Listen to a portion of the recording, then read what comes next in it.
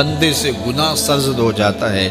اور وہ معافی مانگ لیتا ہے تو اللہ کو وہ بندہ بڑا ہی اچھا لگتا ہے۔ انسان کے اندر چونکہ یہ دونوں چیزیں رکھی گئی ہیں تو کبھی کبھی اس سے گناہ بھی سرزد ہو جائے گا۔ نیکی اس کی عقل، اس کا فہم، اس کا ادراک، شریعت کی رہنمائی، انبیاء کی تعلیمات اسے بتائیں گی کہ وہ نیکی کے راہ پہ چلے، لیکن کبھی کبھی بائیں سمجھ سے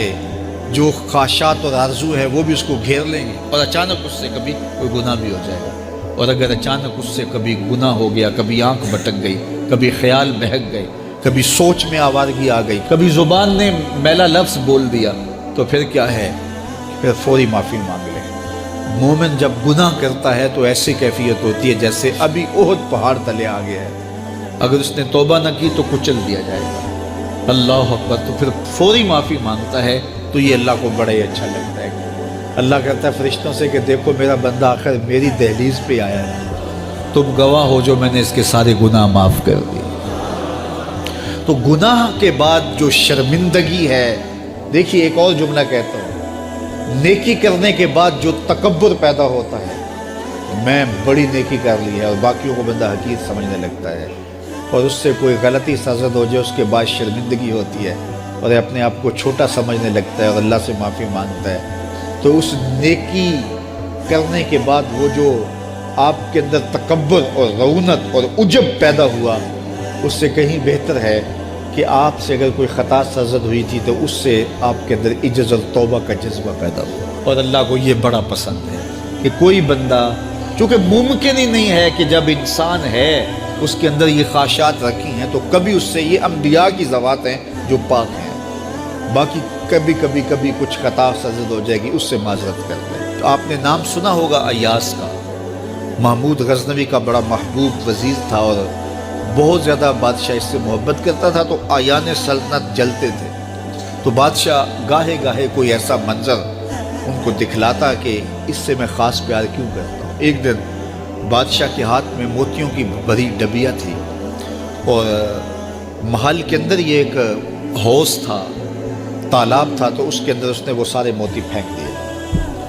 شفاف پانی اور نیچے فرش پہ پڑے ہوئے موتی نظر آ رہے ہیں، تو اس نے ایک ایک وزیر کو کہا کہ یہ موتی نکال کے لاؤ، اور سنو اپنا لباس اور اپنا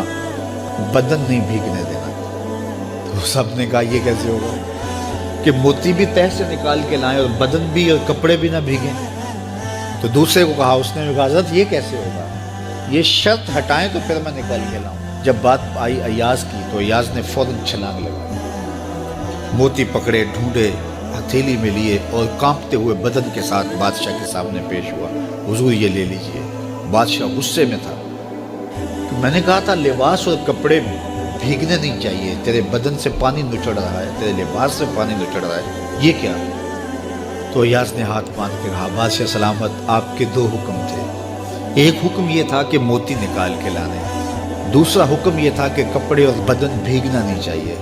ایک کام میں نے کر دیا ہے، دوسری غلطی ہو گئی ہے، معافی چاہتا ہوں۔ تو کہا وزیرو یہ ہے خوبی اس کی، تم نے کہا ہم کیسے نکال کے لائیں، اس تالاب میں اتریں گے تو بدن تو بھیگے گا ہی بھیگے گا۔ تو کہا جب شہوات دی گئی ہیں، خواہشات رکھی گئی ہیں، آرزویں دیوانی ہیں، اور پھر اس کائنات کے اندر رہ کر کے حضرت انسان کبھی تو اس تالاب کی غلاظت سے اپنے آپ کو بھر ہی دے گا، تو پھر کمال کیا ہے کہ نیکی کے پھول پیش کر دے، سجدے کے موتی پیش کر دے، رکوع اور قیام کے موتی پیش کر دے، ہمدردی انسانیت کے ساتھ پیار کے موتی پیش کر دے، سارے موتی پیش کرے، پھر مالک کا جلال کہ تیرے کپڑے کیوں بھیگے، یہ گناہ کیوں کیا، یہ گناہ کیوں کیا، ہاتھ جوڑ کے کہے مالک اس کی معافی مانگ، تو اللہ تعالیٰ پچھلے گناہ نہ صرف معاف کرتا ہے بلکہ ان گناہوں کو نیکیوں میں تبدیل کرتا ہے۔